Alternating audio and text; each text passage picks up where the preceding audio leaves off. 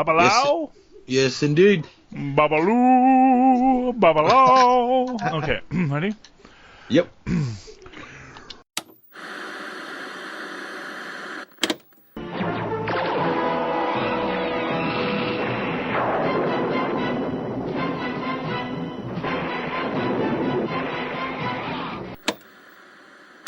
Mr. McGee, don't make me angry. You wouldn't like me when I'm angry. You are about to listen to the Totally Super Awesome 80s Reboot Overdrive podcast.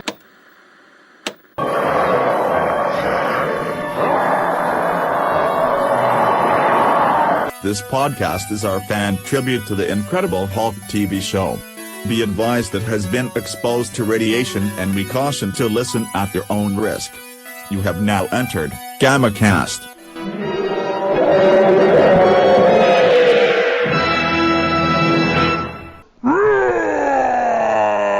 And welcome to the GammaCast. I'm your host, Charlie, the Professor Esser, and with me as always is my skinny rich friend, Mozz. Hey, Mozz, and welcome to Season 3, Episode 10, the Babalao, or actually Babalao. Those who are fans of Ricky Ricardo will know that Babalao is the ancient voodoo god, sort of the the Babalao is the name of the priesthood of the sort of the great god of voodoo, and of course the song Babaloo is of course a praising hymn of the voodoo god Babalao. Oh, really? Yes, this is all true. You didn't know that, man. You're getting all paganly indoctrinated by Ricky Ricardo as a young child and did not even know it. Man, I bet there's a bunch of conspiracy theorists out there creaming their pants right now. Oh, yeah. David is assisting Dr. Rene Dubois in New Orleans, where the locals believe more in voodoo magic of former Khan Babalao than regular medicine. Directed by Richard Milton, written by Craig Buck, of course, developed by Kenneth Johnson. So this is interesting just because, again, man, the jobs you can get as a moody drifter in 1979 in New Orleans, I tell you, they just don't care. It's like, really, you want to be a nurse? Sure. You seem like you know your way around an IV. I can't imagine how this will end poorly. But yeah, so Dr. Rene Dubois is played by noted soap opera villainess and actress Louise Sorel. Interesting, Michael Swan, who also plays Luke, who is the Babalao's henchman, is also a noted soap actor, and they actually were both on Santa Barbara for a while, so a little reunion there for them. Dr. Sorel, basically, this is one of these things that kind of interested me because there's so much about this episode that is so of a time and a place. Not the least of which was just how prominent Confederate flags are everywhere in New Orleans at this time. Now, granted, this is the height of the Duke Boys' fame, so there was. This is what I always say about people who will say, it's heritage, not hate, is that there was a time that was the case where a lot of people just really, not even thinking about what it meant, adopted the rebel the stars and bars because it was just kind of a cool logo. I kind of compare this to the surf Nazis of the 1950s, and even to this day, biker gangs that adopt Nazi regalia. Not so much because they buy into Nazi ideology, but just because, quite frankly, they just think it's cool and kind of badass. There are a lot of people who do buy into that. However, as we become more educated as a culture, we find out, it's not nearly as cool as it once was thought. But at this point, yes, all over the place are Confederate flags. And, there's a thing that you see if you read a lot of early Marvel comics.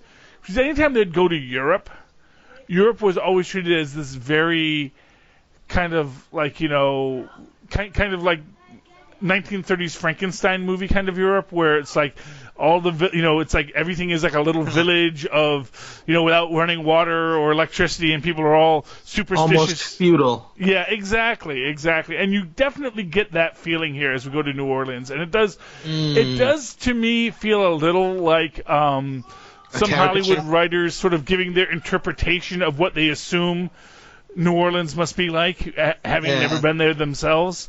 Yeah. But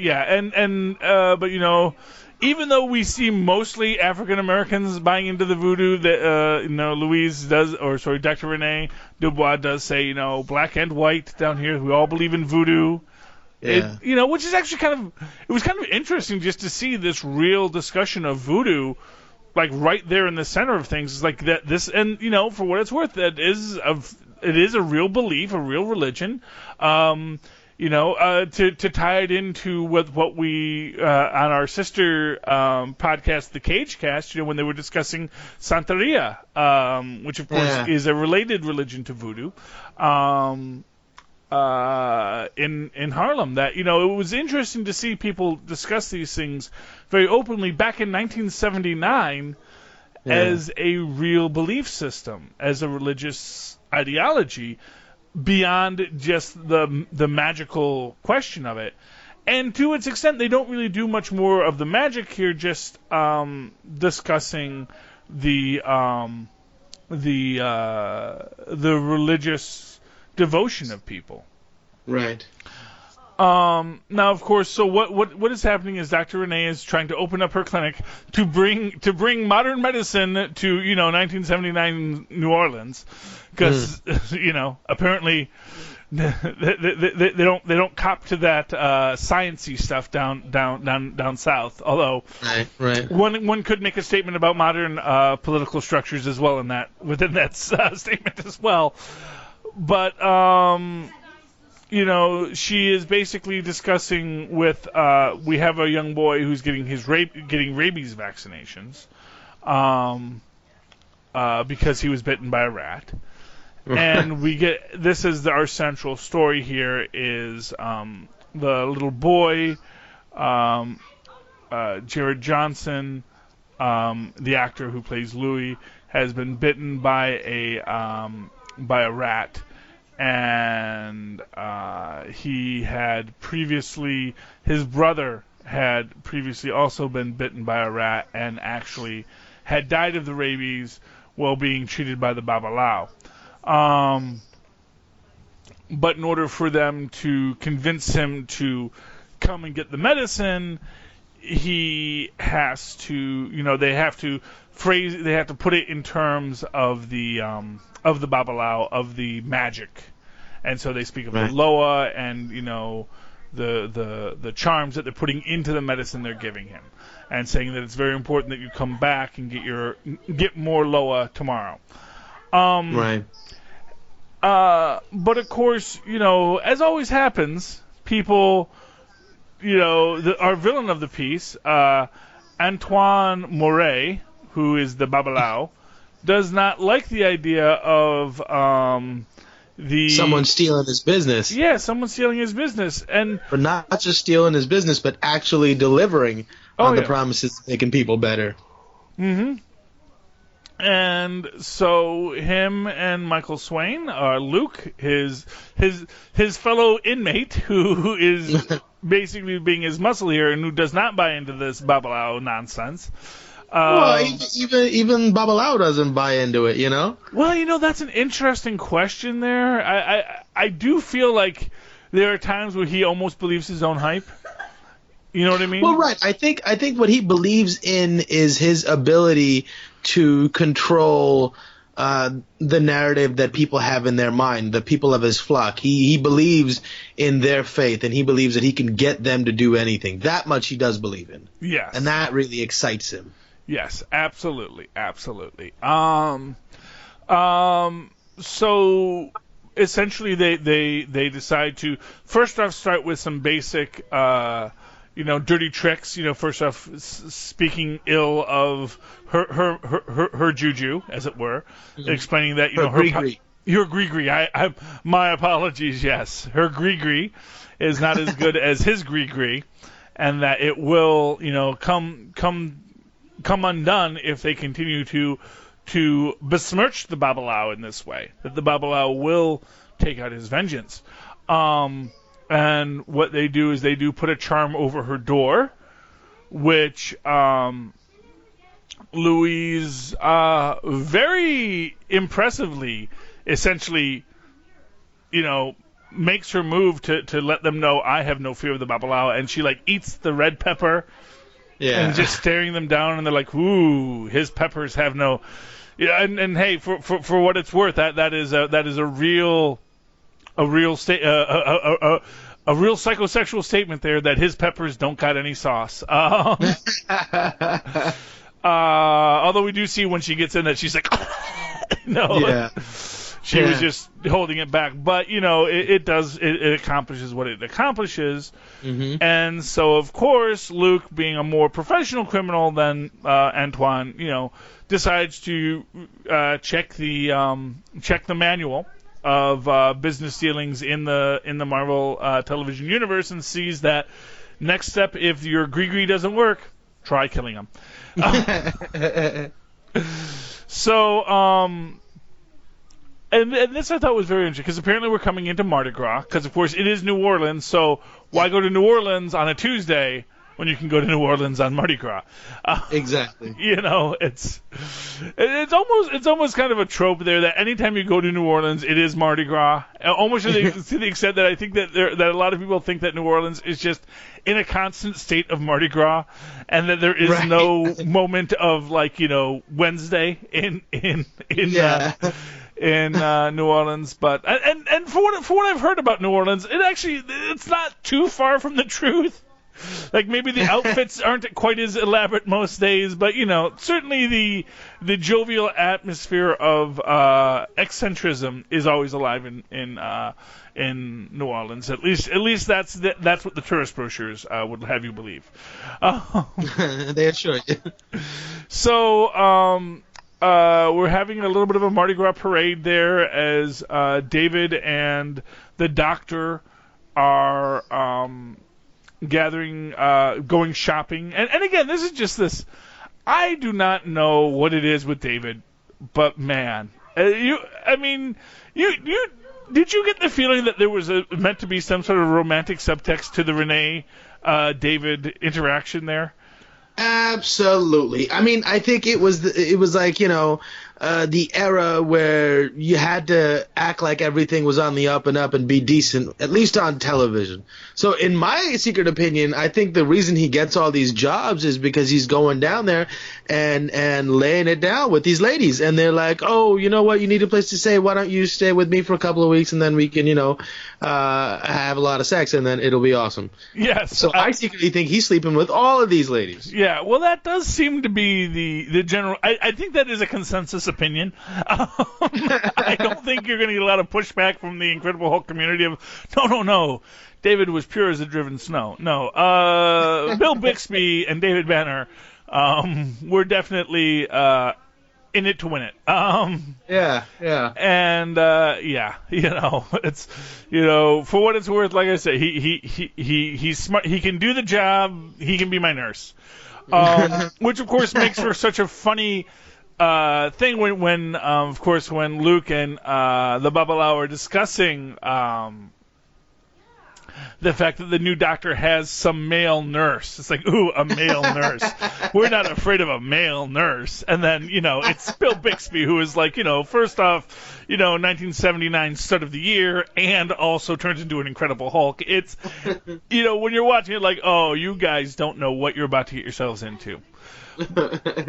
But so, and for what they get themselves into is they have, they decide to kidnap Renee. Right. And so they attack Renee and, of course, beat up David because, that's going to end well. But, on paper it looked like a good idea. We got two guys beating up this guy, and, we're stealing the girl.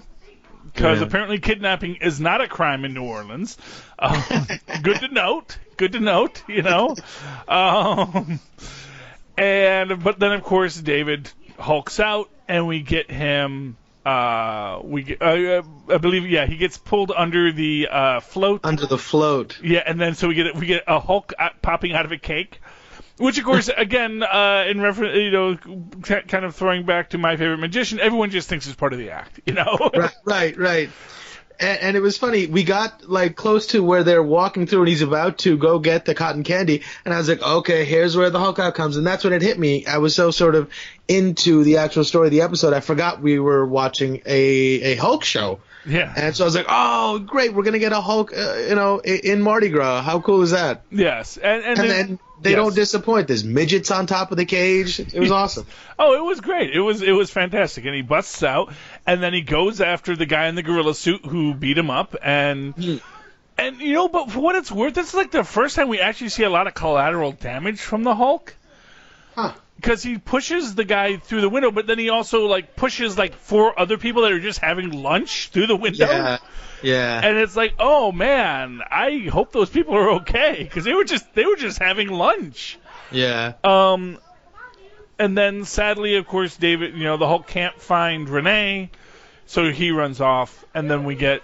Well, before he runs off, I think there's a really interesting moment where, like, I kept thinking, how, like, we sometimes see Hulk in the woods, and he's just, left to his own devices, and he's, like, playing with little bunnies and whatnot.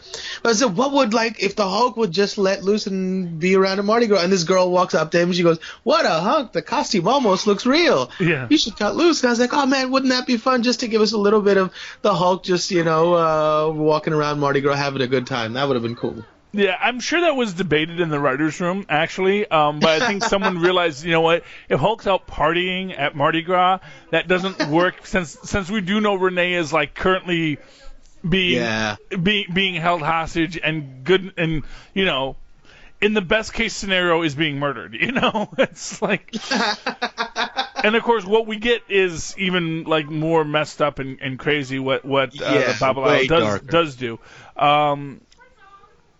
And then, of course, we get our obligatory Jack Colvin scene with Jack McGee coming to endure even more humiliations as the guy who has to chase the Hulk, where he's talking to people that are clearly already pretty out of it, Yeah. Like, did they have ecstasy back in the day? Because that old lady looked like she was on a bunch of it. Oh, well, they had all sorts of stuff back then. Ecstasy is a relatively new version of stuff that's been around for a while. Yes. Man, she was having a good time. Oh yeah, they had stuff to make you have a good time for years. They've had it. I mean, let's be honest here. I mean, I'm sure you've. Well, I'm not going to say I'm sure you've taken mushrooms, but that has a very similar effect. If you're on mushrooms, you're in that very. It feels good. Yeah, I can dig it. I can dig it. It's any psychotropic, especially any natural psychotropic tends to give you that very pleasant feeling. Yeah. Even as you can't focus and see things that are a little bit crazy.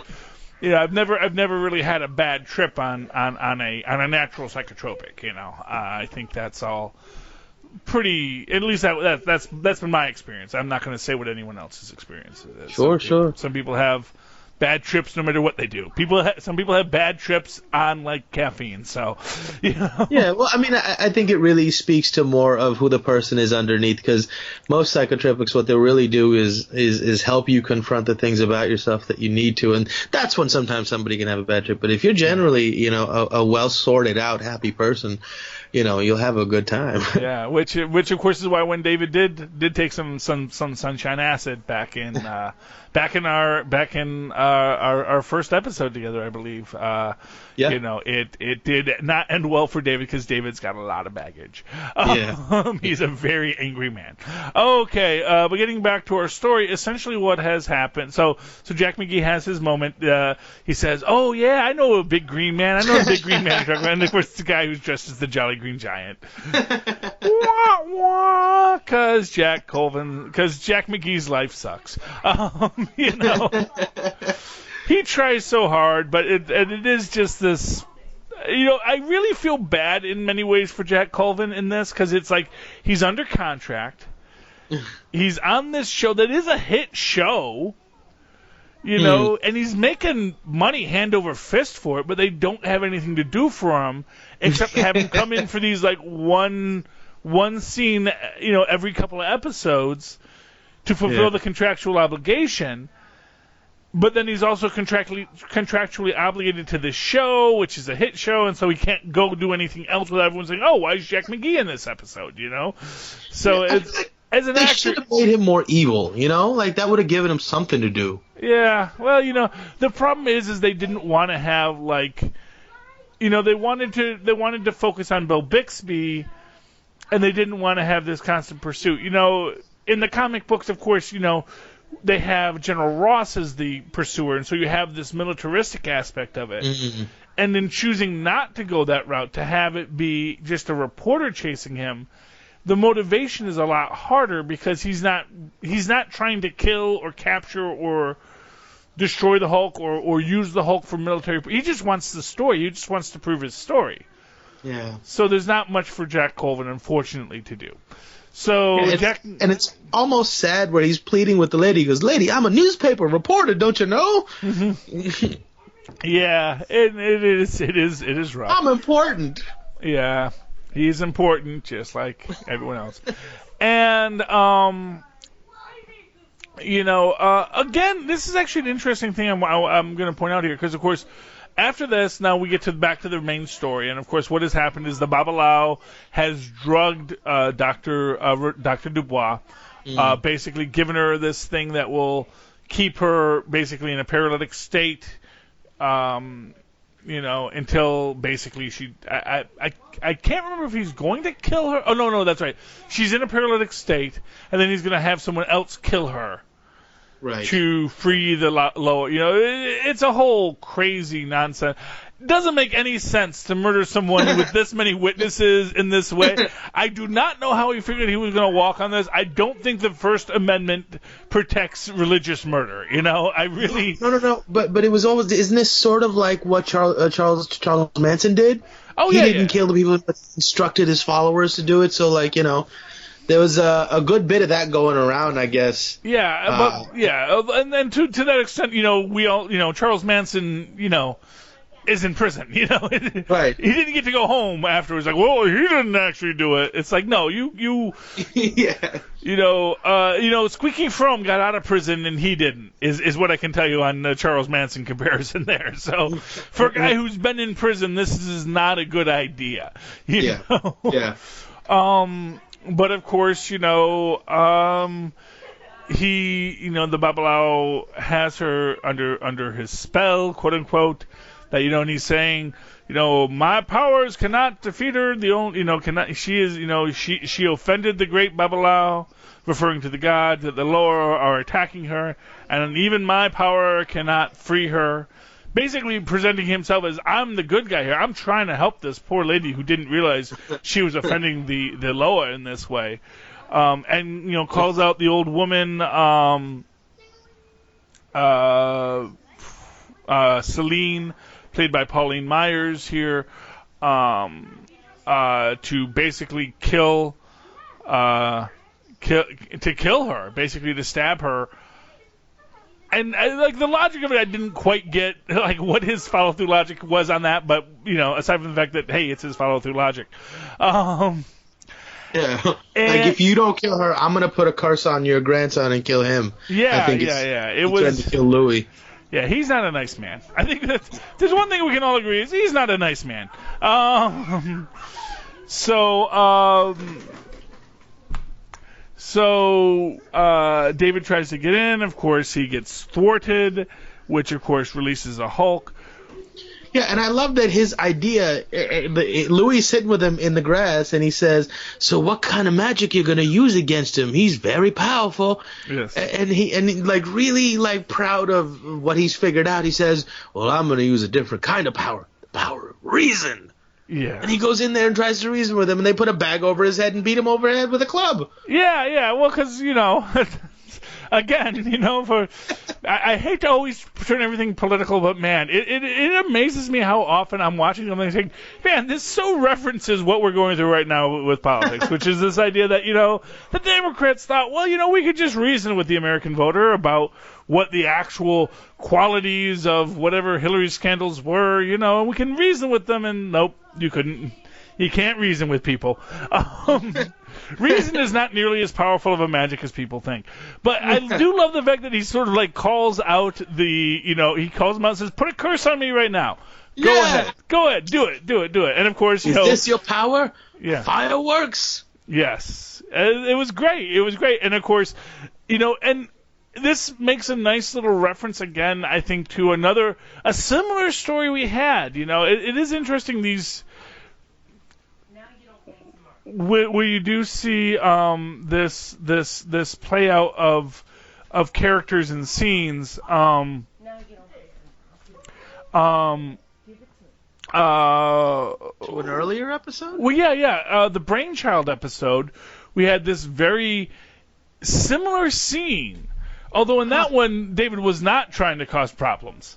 In the Brainchild, you had this thing with the Brewer in the migrant work camp that he happens to be in, and like the girl is like saying, "Oh, well, it's all fake," da-da-da-da-da. And of course, David's like, "No, just let her be, let it be. This does not consider this," which again goes into this great thing that I think is always the case. We saw this, in Jake, where it's like, everybody else makes this a problem right now. Banner does not want to make it a problem, but everyone else decides, we've got to cause a problem with, we've got to cause a problem with this guy. And it's like, you know what? Just let it. Like, if they had just let it be, let her have her said. Much like in Luke Cage, like Zip said, or one of the other guys said to Cornell, let him have his side of the street, let us have our side of the street. Maybe things will be, but of course, as happened to that guy, he got shot, and these guys don't buy into this idea of, letting anyone else have another side of the street. Yeah, sometimes the ego is just more important than actual progress. Yes, but because he calls him out, and then, they pull him out, but then of course the Loa come back. Yeah. Much in the same way, and this is what I'm saying, it plays out in the same way that it did in Brainchild, which is that once the Hulk shows up, your magic means nothing. Because clearly there is a more powerful magic than you. Either that, or I kept thinking the people are going to think, when the Hulk shows up, that's the Babalao. Yeah, except he goes after the Babalao, Yeah. So clearly he wasn't the Babalao's friend. If anything, he is Dr. Renee's friend, Yeah. And it's whatever her magic is, Yeah, so her magic really was the more powerful. And that is, I think, what people see when they walk away from it, is that, And by the way, with this Hulk out, we finally get, like, the Hulk busting out of the shoes, which is my favorite part. I don't know why. Yeah. But they use, like, a weird plastic foot. It was so funny. Well, because Lou Ferrigno's feet don't actually grow, No, but they do it in other episodes where I'm sure there's, like, guys pulling the shoe back on his foot. And it looks kind of good, but, like, for some reason, they always do, they use, like, a weird plastic foot. It was just so weird and funny. Yeah, but it worked out. The Hulk out scenes are very interesting. How they decide to present that information to the audience, and I liked it. Yeah, they're always just like, there's tiny little things that you notice that just make it so worthwhile to watch the show again. Yeah. Like what the thought process behind these people doing it was, or how far they thought was far enough to where people would buy it and wouldn't question it. It's just so interesting. Yes. So, of course, at the end of the day, the Hulk's out. The Babalao is exposed as a fraud. Science wins the day on every level. Science is more powerful than magic. Yay, Yeah. science! Exactly. And we end as a really great sort of moment where he had done, the quarter behind your ear trick to Louis before, and Louis does it to him, and he goes, I guess that means I get to keep it. He goes, no, it was mine to begin with. Yes.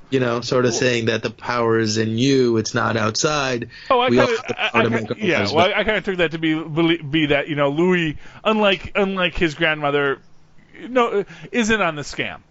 Yeah, It's like I follow you, buddy. Yeah, I'm. I know that Yeah, the but previous generation buys into this superstition, but yeah. But even the doctor was sort of like saying, this isn't magic, it's medicine. She's come around to being able to present the people with the truth, with the hopes that they might actually buy it this time. Well, yeah, and I think that's what mythology is great for your spirit, but you have to acknowledge the reality of the body, and the reality of the body. Everything should be tempered with something from the other side. Exactly. So any final thoughts on the episode, Mozz? Yeah, I really enjoyed this episode. I mean, first 20 minutes into it, I even forgot we had a Hulk. Yeah. I mean, it was a good episode. It's what's funny is that it's funny how when I watch these episodes, and I remember because I watched this show all the time when I was a kid, but I was 5 when this came out, and I remembered the voodoo being much more real in the story. So it's always interesting to me when I watch this now and I realize, oh no, the voodoo was totally fake the whole time.